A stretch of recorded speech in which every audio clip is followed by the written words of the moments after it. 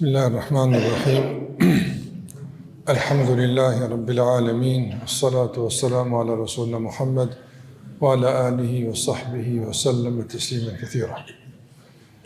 Allahun e madhuar e falenderojmë vetëm për të ndihmën dhe falë kërkojmë. Lavdatat bekimet e Allahut qofshin mbi Muhammedin alayhi salatu wassalam, bi familjen e tij, shokët dhe gjithë ata që ndjekin rrugën e tyre deri në ditën e fundit të kësaj bote. Të nderuar, kemi përmendur në një seri ligjëratash para Ramazanit, pikërisht në këtë pjesë të gjumas,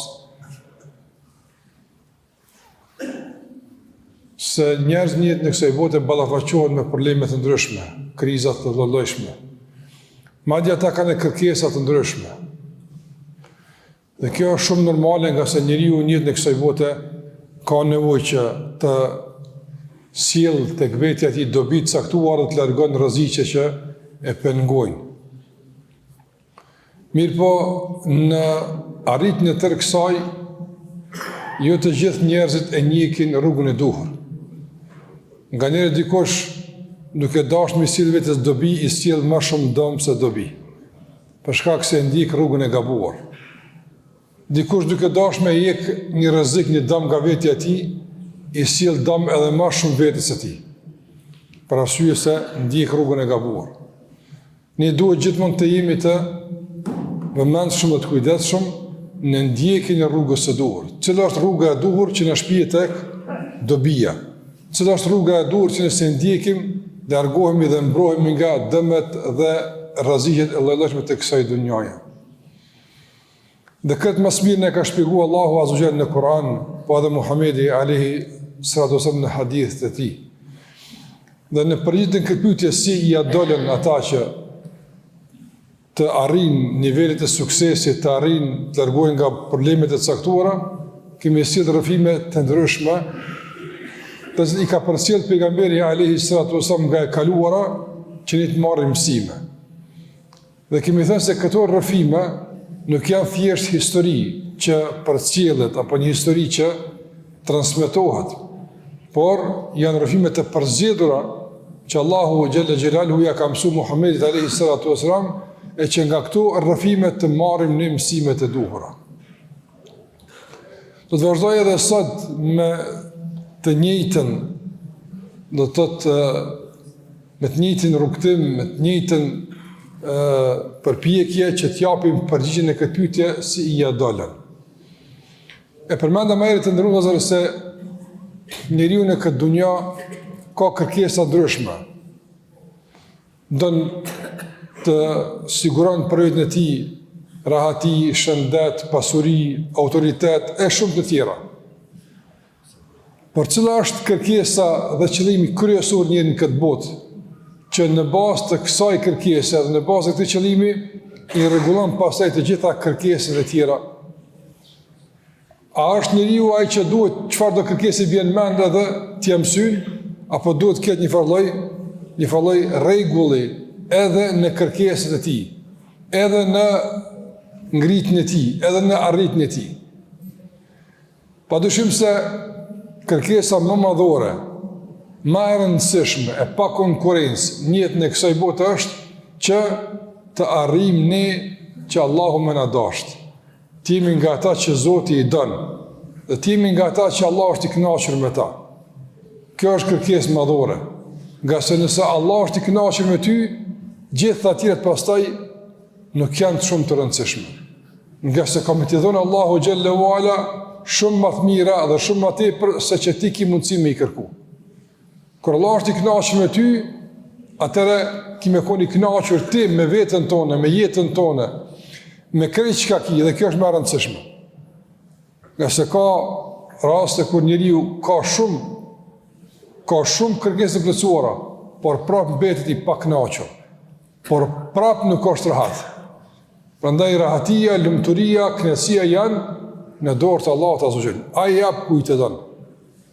Prandaj se Allahu të don, realisht i ke fitu.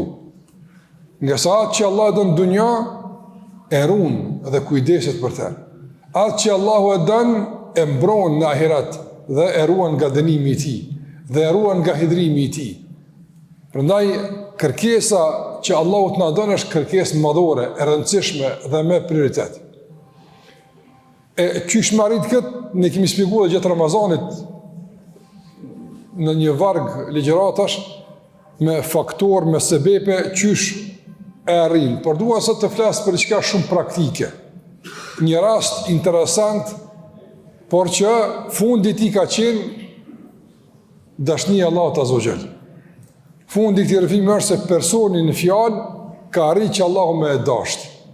Çka ka bëu ky njeri? Çfarë pune ka bëu ky njeri? Ta dëgjojmë pra çfarë ka bëu ky njeri, pastaj të marrim mësim edhe ne që të ndjekim këtë rrugë në përpjekjet tona që të arrijmë dashurinë e Allahut te barekuhu teala, që të arrijmë kënaqësinë e Zotit xhelal xhelaluhu. E përmend Ebu Huraira radiallahu ta'ala anhu, Allahu qoftë i kënaqur me të, se Muhamedi sallallahu alaihi wasallam ka thënë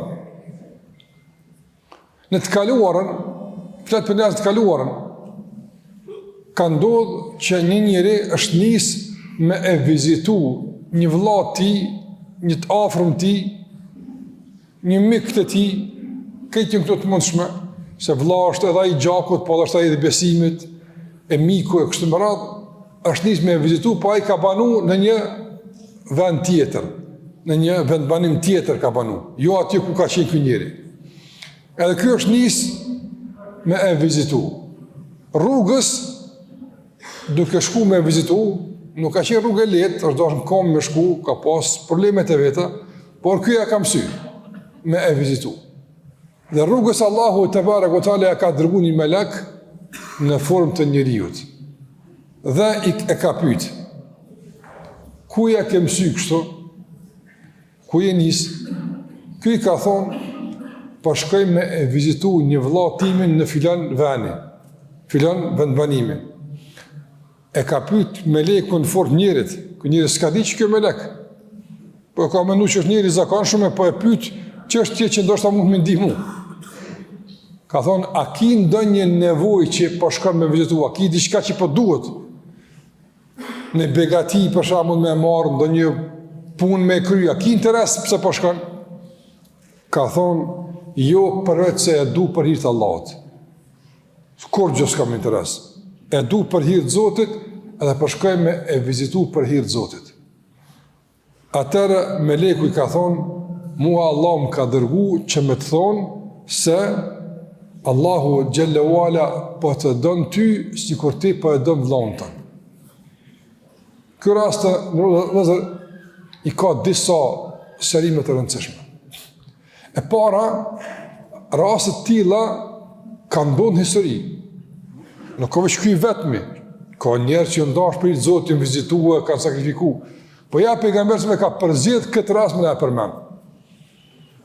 Pastaj të ndërozër çështja e dytë është se kur thot pejgamberi alayhi salatu wasallam se Allah ja ka dërguar një melek i ka thonë: këto çështje për ne janë lehtë të besueshme dhe lehtë të pranueshme. Për shkak se ne besojmë në melekë dhe besojmë në mundësinë e transformimit të melekëve në krijesa sikurse është njeri. Prandaj këtu në të kaluarën ka ndodhur më shpesh, më shumë, në kohën tonë nuk ndodhin ashtu. E në të kaluarën ka ndodhur më shumë, për arsye që i din Allahu dhe urtësi që i din Allahu te barekuhu teala. Dhe ky rast të ndërvallëzër është një shembull nga shembujt e shumt që flasim për rëndësinë e raporteve të fuqishme mes njerëzve. Mirë po, të ndërvallëzër krahas që ky rast flet për raporte mira mes njerëzve, tregon se mbi çfarë baze duhet më ndërtu këto raporte. Dhe çysh duhet me u mirëmbajt këto raporte. Prandaj e para që ne marrim pe kësaj të ndërvallëzër është se lidhjet tona me zvete duhet të jenë mbi interesin e kësaj dhunjaje. Nga se interesi i kësaj dhunjaje është i përkohshëm, është i shkurtë. Dorso ne duhet të kemi raporte me zvete afatgjate që i ushojmë harin këtyre raporteve edhe në ahiret. Nuk duhet me e dash dikon për interes, pse duhet. Dhe në momenti kur ai interes përfundon, nuk ki mo raportet mire me te. As nuk t'intereson për te. Një qasje e tillë fetarisht është e refuzuar. Allahu na mëson që ato që dënë me e bo mik, tamam, me e dash për hatër të Zotit, duhet me e dash për hatër të Zotit. E ndë njëri tjetër që nuk lidh me të besimi, nuk lidh me të parimi i caktuar, nuk lidh me të vlerat i caktuara, respekti për interes s'prish punë. Pse nuk ki motiv me e dash, por respektosh për shkak të një interesit të përbashkët. Ama ato që e dan, e dashnia vend e kanë zemër, ai që ka vend në zemrën tone, ato që ki të afërt, vllaujt, mikujt, i afërmit, me këta të ndërlozër duhet që të ndërtojmë raporte mbi bazën e besimit në Allahun, mbi bazën e interesit të përbashkët që në shpijet të kënaqësia Allahut Azza wa Jall, veç për hatër Zotit Azza wa Jall. Sot fatkeqësisht shohim që niveli i raporteve të njerëzve ka ra, edhe në aspektin e fuqisë, por edhe në aspektin e motivit. Në aspektin e fuqisë, besoj që pajtojnë të gjithë se ka zbehje në raporte mes njerëzve. Nuk ka vizita si dikur, nuk ka respekt, nuk ka lidhje të fuqishme si dikur. Por edhe shpesh ato që kanë met, jo gjithmonë, ka përjashtime, padyshim, por shpesh ato që kanë met dhe ato raporte që mund të duken të fuqishme, motivin e kanë këtë dunja. Në për shkak të interesit të kësaj dunjaje, i bashkon ndonjë, për shembull, interesit caktuar i pushtetit, i pasurisë, i autoritetit, i ndonjë punë me ja kry e kështu me radhë. Dhe pas sa kjo të përfundon, jo vetëm që ndahen, po ndonjë nga ata fjalë më të këqija të mundshme që flasin për njërin tjetrin. E ku kanë ato fjalë deri dje ke më i mirë, më i kështu të më kështu të tash, s'ka mu interes, përfundoi gjithçka, s'ka mu bashkëpunim, tash e ndryshojmë fjalorin, tash e ndryshojmë qasin. Këto janë pasojat e lidhjeve për dunja. Dunjaja të vëzër nuk i ka nejtë kërku gjithmonë. Kërkur s'ka nejtë gjithë i fort, kërkur s'ka nejtë gjithmonë i pasur, me thonë atë kuptim që kejtë ka nevoj për të. Ja, ka pas dikur nevoj, tani aji u pavarësu. Edhe aji tjeti që ka pas, u kun i pavarën dikur, në boj i varën. Dunjaja e levizat. Prandaj ne duhet të duhemi e të lidhim me zveti për hatët Allahut Azza wa Jall. E që është për Zotin jetë, nga sa Allahu mbetet gjithmonë. Gjithçka perëndon, gjithçka tretet, gjithçka humbet, gjithçka kalon. Ndërsa lidhja për Allahun mbetet gjithmonë, edhe në dunja, edhe në ahiret. Allahu xhallahu ala përmend në Kur'an se ditën e gjykimit njerëzit më të afërt kanë më ushndruar në armiq të vetvete të njëri tjetrit. Në armiq të njëri tjetrit. Për shkak se kanë me e pa njëri tjetrin barë, pengesë për vetën e tyre. Illel, Allah dhe përreq, kush? Përreq të devotshmive, besimtarët mirë, që janë lidhë në emën të Allahut xhallahu ala, që kanë pas raporte për hatër të Zotit, pa interesat të kësaj dunjaje. Dhe miqësia e tyre dhe raporti i mirë ka vazhduar edhe në botën tjetër. Çështja e dytë që marrim këto të ndërruar është shpërblimi i madh që ka vizita. Sot fatkeqësisht si pasojë e jetës dinamike, angazhimeve, po edhe mjetëve të komunikimit, njerëzit e kanë rralluar në mas të madhe vizitën. Edhe nëse ka ndonjë mirëmbajtje të raportit, kryesisht ajo mirëmbajtje e raportit bëhet me telefon, me mesazh, me një shkrim, por me nejt, me vizitu, me atroki derën, me shoqënu, me bollaf, shtru me mirë si dikur, kjo është kogja e rrallë. Prandaj është e vërtetë që nga njëra nuk ki mundësi me vizitu, nga njëra nuk ki kohë me shku, normal të pranueshme në këto, por nuk duhet me lënë anash vizitën. Nuk duhet me lënë anash vizitën, me troki derën me vizitu, me nejt, ose me thirr, me pranu vizitor, me pranu musafir, jo që të mbetin shtëpiat, domthonë të braktisura nga musafirt, të mbeten si muze. Vetëm ka ekspozime të mobileve, po nuk ka njerë që ullën aty, nuk ka muhabete, nuk ka dashni, nuk ka respekt. Andaj, qka i duhet njerit shpia, gjone, mobilet e mira, nëse s'ka kom me e prit, nëse s'ka me kom me nejt, nëse s'ka kush me i ardhë. Andaj, vizita atje në mërëndësit e ndërvëzër. Shikoni feja nga ka mësu me vizitu deknin, që s'flet me të kurgjë, veç me vizitu mja buni doa, respekt për ta. Vizitojnë vërrezat për 2 arsye. Arsye e parë, ne përfitojmë nga gjendja tyne, se njerëzit kanë me qenë në si ata, prandaj marrim mësim që të vëdësohemi, të pendohemi, të përmirësojmë gjendjen, do na në vizitet vdekurve kena përfitime, por pastaj ata përfitojnë nga vizitet pse? S'na bëna dua që Allah më mëshiroj, Allah më i fal, Allah më na bashkon në xhenet. Prandaj ka rregulla me e vizitu të vdekurin. Shikoni, vizita nuk përfundon as kur des, e lënë më sa është gjallë. Ku mush me shku me vizitu e kështë më rrëtë. Andaj, vizita duhet që me të vërtet të jenë pjesë përbërse e përditshmërisë tonë dhe mënyrë e rëndësishme e mirëmbajtjes së lidhjeve tona me zvete. Tash kemi pa që e patëm edhe bajramin të nërmëzër që kaloj Allah na i përnoft të adhurimet, agjerimin, e na mundësove prit bajrama tjerë edhe ma mirë se që e kemi prit këtë që ka kaluar. Kemi pa që vizitat e lamla vazhdojnë, por prap vrejmë zbehje. Vrejmë për shembull largim njerëzve nga shtëpijat, një festim individual, personal, veç vet ose veç familje ngushtë. Nuk ka një festim kolektiv, familjar, bashk, me vizita, me ardhje, me shkuarje, kështu me radhë, që me të vërtet manifestohet fuqishëm simbolike bajramit. Për këtë arsye, ky rrëfim me këtë shpërblim kaq të madh na tregon se ne duhet të mirëmbajmë raportet tona mes vete në mënyra të ndryshme, në veçanti përmes vizitave. Dhe çështja e tretë që më të duam të përfundojmë domosdoshmë është se ky njeri realisht nuk ka bërë diçka të madhe. Po, ka bërë të rëndësishme. E ka bërë një vizitë, po, është shumë e rëndësishme. Por s'ka qenë diçka shumë e madhe. Për shembull, një sakrificë e madhe në pasuri, një rrezikim i jetës. Lodhje, po e lodhje kalon. Pe një vend i ka shkuar në një vend me vizitu një vëllat vetëm. Me po shpërblimi ka qenë i madh. Allahu xhallahu ala ka përdorur se Allahu don. Prandaj të ndërmëzër, edhe këna mësonat që në ka mësuar pejgamberi alayhi salatu wasallam se nuk duhet me i nënçmu apo me i nënvlerësu punët e mira kur. Kur mësoj punë e vogël, kjo punë e thjeshtë, kjo nuk dihet.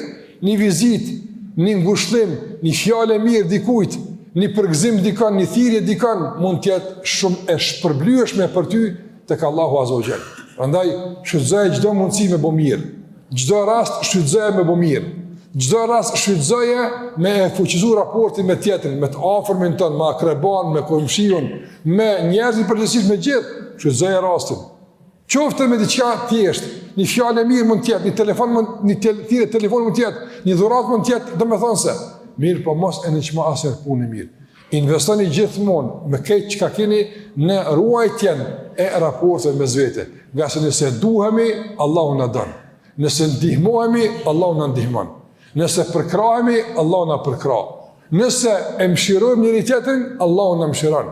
Nëse ja falim njëri tjetrit, Allahu na fal. Prandaj varësisht nga gjendja jon, do të jetë edhe trajtimi i Allahut ndaj neve. Ashtu çush jemi mes veti, do të jetë edhe Allahu ndaj neve. Prandaj ti kultivojmë raportet mes vete, ta fuqizojmë lidhjen mes nesh, veçanti thash me vizita dhe me dashni për hatër të Zotit, pa interese të caktuara, nga se kjo është më e sinqertë, më afatgjate dhe më e pastër edhe në dunjë edhe në ahiret. Allah na i përmirësoft raportet mes vete, Allah na shtoft dashurinë, respektin mes vete, Allah na bëf që të vizitohemi, të kemi lidhje mes vete dhe të interesohemi për njëri tjetrin dhe të ndihmojmë njëri tjetrin, që Allahu xhallahu ala të na mëshiron e të kujdeset për neve të na ndihmon.